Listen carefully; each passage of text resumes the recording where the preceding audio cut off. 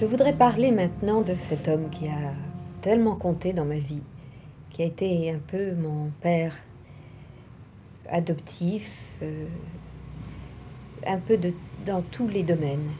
Il m'a beaucoup influencé au point de vue artistique, dans ma carrière, il m'a beaucoup appris.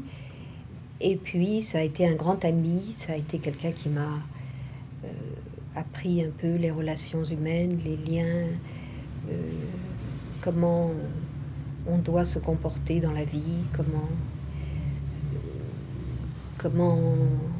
on doit se comporter envers ses amis, comment on doit se comporter le dimanche, comment on doit mener sa vie. Après l'avoir rencontré à New York, on s'était donné nos numéros de téléphone, etc. Et on s'était dit, on se voit à Los Angeles. Alors à Los Angeles, je l'ai appelé. Et puis pour moi, c'était l'îlot français, c'était le quartier français, le quartier général. Et j'allais les voir Jean et Dido Renoir, je sais pas, 2, 3, 4, 5 fois par semaine. On m'offrait toujours un peu de vin blanc et du saucisson, et surtout de l'affection et beaucoup de sagesse, beaucoup de savoir de la vie. Je crois que Jean finissait le fleuve et il était tout à fait plein des Indes et de son expérience aux Indes. Mais enfin, Jean Renoir parlait toujours à bateau rompu et il avait une personnalité énorme qui emplissait le salon. Je me souviens de ce salon très simple qu'il avait dessiné lui-même avec une très jolie pendule de campagne qu'il avait dessiné lui-même et des meubles qu'il avait, certains qu'il avait ramenés des Indes, et puis le tableau de lui-même en chasseur, peint par son père, tableau en pied qui est absolument magnifique. Et partout il y avait des tableaux, des petites esquisses de son père. Il me racontait que c'était Gabriel qui les sauvait du feu, le père Renoir, pour allumer son feu dans son studio le matin, chiffonnait ses esquisses et les mettait en dessous du petit bois. Et c'était Gabriel qui arrivait et qui sauvait ça. Gabrielle, je l'ai rencontrée aussi. Elle était bien française, avec ses belles pommettes comme ça, la peau tendue. Et je ne sais pas pourquoi, je la vois toujours comme dans les peintures d'Auguste Renoir, un peu paysanne. Et je suis encore amie avec le fils de Gabriel, qui s'appelle Jeannot, Jean Slade, mais qu'on appelle Jeannot. Chaque fois que je vais à Los Angeles, je vois Jeannot, qui est tellement français, qui est tellement bourguignon, malgré toutes les années qu'il a passées à Los Angeles. Alors j'allais voir les Renoirs, qui, je ne sais pas, on parlait de rien d'important et de tout. Il m'a appris que le bleu du drapeau français avait détérioré, par exemple, qu'autrefois bleu roi, le bleu du drapeau, c'était un vrai bleu roi, vif, fort. Bah oui, les couleurs, n'est-ce pas, ça l'importait beaucoup. Et puis il me racontait le terme croate, par exemple. Enfin, je vous sors des choses sans importance, mais il vous amusait. C'était un homme qui aimait amuser ses amis. Alors, quand il y avait un trou dans la conversation, il vous sortait des choses comme ça. Savez-vous d'où vient le mot croate? Eh bien, les Croates étaient des soldats qui étaient des mercenaires et qui portaient la cravate. C'est comme ça qu'on les reconnaissait. Donc, la cravate, c'est un mot qui a été déformé, qui est devenu... Non, croate est devenu cravate. Voilà. Enfin, il m'apprenait des choses comme ça. Mais surtout, il m'apprenait à jouer vrai. C'est un homme qui était assis dans son fauteuil. Et puis, il y avait comme des effluves qui sortaient. Il y avait comme, je sais pas, une espèce de... c'était presque visible autour de lui. L'importance de ce personnage était palpable. Il était très très intelligent. Et il était menteur. Il y avait des idées. Quand il vous sortait une idée qui ne vous plaisait pas, il sortait exactement le contraire, immédiatement. Si vous n'aimiez pas ça en rose, il vous le sortait en bleu. Et puis, il essayait toujours d'amuser, d'intéresser. Il avait l'esprit extrêmement actif. Il inventait des histoires, de scénarios, toujours un peu farfelus, saugrenus, mais riches, généreuses. Et c'est un homme qui n'aimait surtout pas la formalité, surtout pas la banalité. Et c'était des bonnes après-midi que je passais chez lui. On voyait ses films aussi, on allait au cinéma ensemble. Et alors, j'avais l'habitude de lui dire, de lui demander conseil tout le temps. Et un jour, je lui ai posé le problème qui me tenait à cœur et qui m'angoissait. Et qui était que je ne pouvais plus tenir de front les deux carrières que je menais, c'est-à-dire la danseuse et l'actrice. Je prenais ma profession d'actrice très au sérieux et je la voyais en contradiction, en conflit avec le personnage de la danseuse. C'est-à-dire qu'une danseuse est une artiste qui doit briller, qui doit avoir du brio, qui doit réussir, qui est toujours en premier plan et qui doit surtout attirer les regards. Tandis que l'actrice doit souvent se cacher sous un personnage, quelquefois un personnage qui perd la partie, qui est triste, qui est négatif, qui a des malheurs.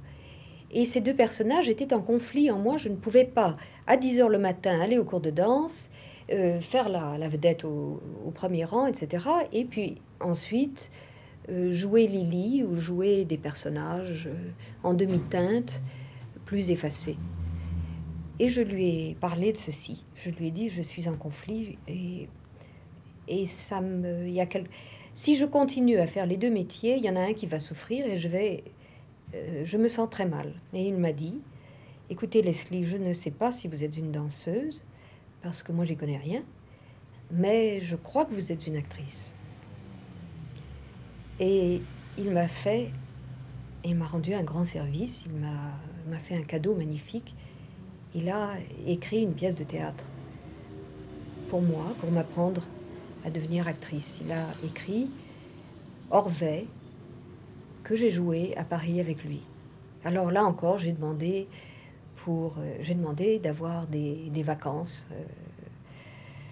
J'ai demandé à quitter le studio pendant 6 mois pour aller jouer à Paris avec Jean Renoir. Alors, ça a été une aventure très très amusante. Jean Renoir faisait la mise en scène, non pas dans la salle de répétition, qui était d'ailleurs le théâtre de la Renaissance, mais au café, où il recevait des journalistes, des amis, des acteurs, des jeunes, des aspirants, des stagiaires, nous autres, les acteurs de la pièce, ou n'importe où.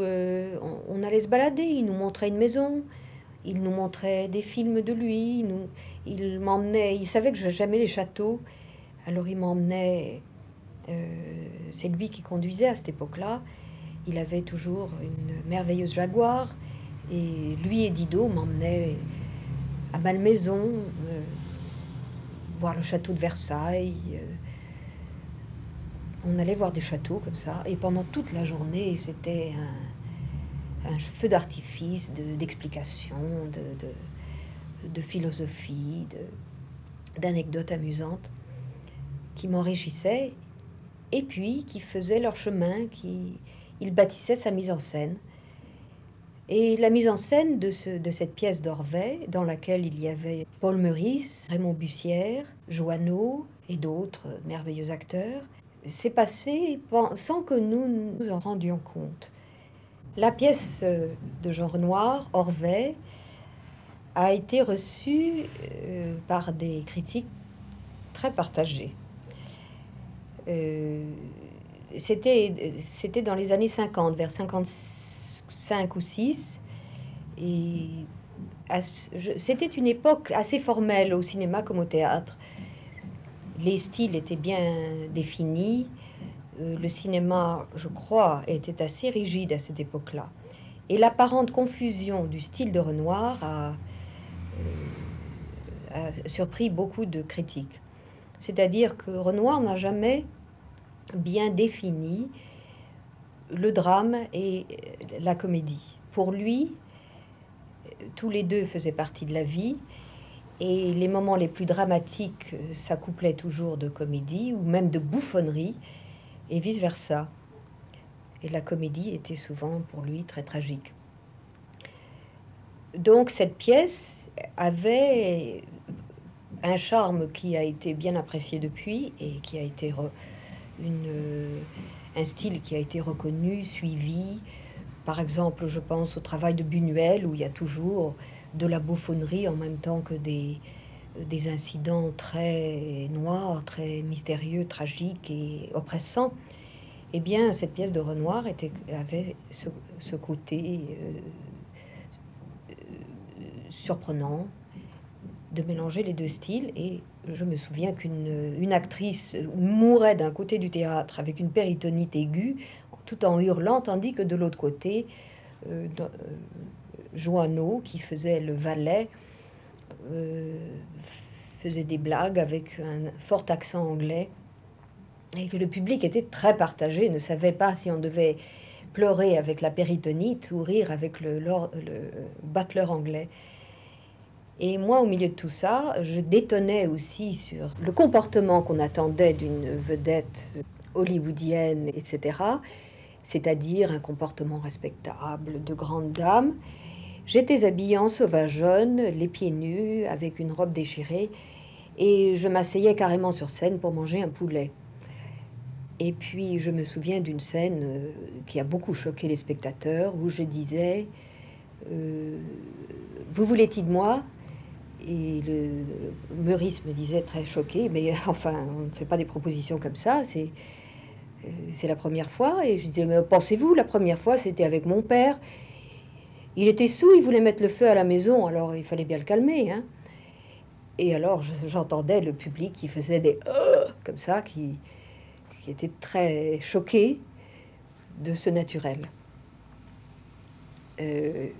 Jean Renoir s'en régalait. Il était ravi du scandale. Il me disait, les choses vont bien. Quand mon père peignait le mieux, c'est quand il scandalisait le plus. Et moi aussi, lorsque j'ai le plus scandalisé les critiques, c'est quand je faisais mes meilleurs films. Alors, je suis ravie. On a tenu la scène pendant à peu près 5 mois. Et je me souviens que... Enfin, j'ai appris par la suite que des gens qui sont devenus de grands personnages eux-mêmes venaient 2, 3, une fois par semaine. Et je veux citer Truffaut et Rivette. Truffaut m'a dit que lui, qui n'aimait pas le théâtre, avait trouvé la pièce si délicieuse qu'il était venu très souvent la voir. Et Rivette, qui était un petit journaliste, enfin Rivette était comme moi, fils de pharmacien, mais lui, il venait de Rouen, et je crois qu'il prenait le train de Rouen pour venir voir la pièce de Renoir et pour me voir sur scène mâcher mes os de poulet. Enfin voilà, c'était une merveilleuse rencontre et une merveilleuse expérience, cette pièce. J'ai fait assez peu de théâtre. J'ai dû retourner à Hollywood après ça parce que mon contrat m'y forçait. J'étais tenue par ce contrat. Pendant les 9 années qu'il a duré, j'ai essayé de m'évader parce que je n'aime pas la contrainte. Et j'aurais voulu tourner avec Renoir, tourner avec les metteurs en scène français. Et cette contrainte, discipline à laquelle on nous forçait à Hollywood me déplaisait beaucoup. Et je me suis évadée, j'ai réussi à... Bon, j'ai quitté Hollywood, mon contrat, je ne pouvais pas le briser, mais je suis venue vivre en Europe parce que au moment d'Orville, j'ai découvert que c'est en Europe que j'étais le mieux. Alors, entre les films, je revenais à la maison, quoi. C'était pas tout à fait la France, c'était l'Angleterre. Je suis allée en Angleterre pour faire une pièce, encore une fois, entre deux films. Et là, j'ai rencontré Peter Hall, qui a été le metteur en scène de cette pièce. La pièce était Gigi, et je l'ai épousé, j'ai eu des enfants avec lui, et j'habitais Londres et Stratford-on-Avon. Et j'ai joué donc 2 fois avec lui. J'ai joué Gigi parce que je devais faire le film. Et c'est pour ça que j'ai demandé à faire la pièce pour me rôder. Alors on a fait la pièce à Londres. Et puis, quelques années plus tard, j'ai fait Ondine de Giraudoux, encore avec Peter Hall. Ça a été très enrichissant, mais j'avoue que pendant ces années-là, j'avais du mal à faire du théâtre. Sur scène, j'étais moins à l'aise qu'au cinéma. Parce que j'avais un problème de voix, j'avais un problème pour porter la voix. Ma voix se coinçait. J'ai pris des cours de diction, enfin des cours de voix. J'avais un professeur à Londres qui me faisait appeler taxi, taxi sur tous les tons du registre et qui m'a développé la voix. Enfin, ça allait mieux après ça. Mais au début, je souffrais beaucoup de cette voix un peu feutrée que j'avais, ou du moins un peu criarde, un peu, je veux dire, qui n'était pas chaleureuse, que je ne pouvais pas moduler, que je ne pouvais pas, je ne pouvais pas la travailler comme je voulais, m'en servir comme je voulais. Et c'est l'organe le plus important pour un acteur. Donc souvent, ça m'était pénible de jouer sur scène. C'était excitant parce que j'aimais le public, mais d'un autre côté, le public m'intimidait un peu et lorsque le public ne marchait pas, ça me faisait une peine à pleurer. Ça me faisait une peine épouvantable. Les soirées, pour moi, étaient des catastrophées, comme ma première soirée au ballet, lorsque j'avais 16 ans. Si le public ne marchait pas avec moi, c'était dramatique. Et je crois que c'est comme ça que j'ai commencé à développer d'autres intérêts aussi, des intérêts qui, enfin, qui étaient plus proches de ma personnalité et qui m'ont aidé à m'exprimer. C'est-à-dire que j'ai commencé à peindre et finalement j'ai commencé à écrire pour m'exprimer. Alors maintenant que j'écris et que j'ai peint, naturellement, je peux jouer sur scène comme si j'étais à la maison. Je suis très bien sur scène. J'aime le public, j'aime le rapport avec le public. Je n'ai plus de timidité. Renoir me disait d'ailleurs, la timidité est le pire des défauts. C'est pas élégant d'être timide, ça n'a absolument aucun charme. C'est un défaut. C'est le défaut des gens trop arrogants. Il faut briser sa timidité et puis se mettre en rapport avec les gens. C'est absurde d'être timide. Il avait bien raison, je crois. Alors je vous racontais que Renoir avait une manière tout à fait à lui de mettre en scène. Et voici une anecdote assez charmante pour illustrer son style de mise en scène. Je jouais une petite sauvageonne qu'il avait rencontrée dans son enfance, qui avait vraiment existé, et qui était braconnière. C'est-à-dire que dans les bois, près de... ça devait pas être dans le Midi, non? Ça devait être quelque part en Bourgogne, c'est ça, près de la maison de sa mère. Il avait rencontré, il y avait cette petite sauvageonne là, comme ça, qui volait les lapins et qui mettait des collets et tout ça.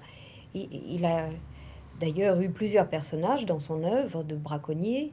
Il y a le braconnier dans La règle du jeu, qui est un personnage merveilleux, joué par Carrette.